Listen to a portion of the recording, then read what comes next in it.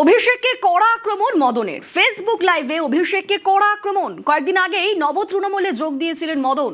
মমতা তৃণমূল ছেড়ে নব তৃণমূলে মদন। শিবির বদলের পরেই অভিষেককে নিশানা করলেন। কি বললেন শোনাবো।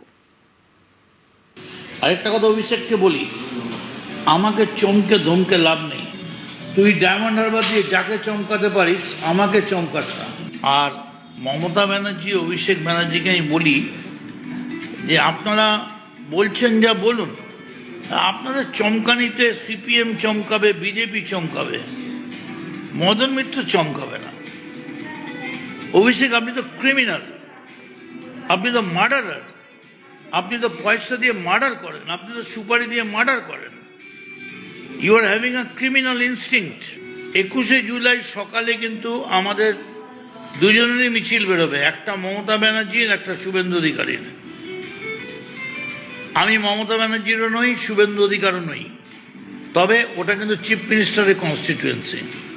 ওখানে সকালবেলা বেশি গন্ডগোল হচ্ছে, হলে কিন্তু গুলিগোলা চলবে। Be careful, okay.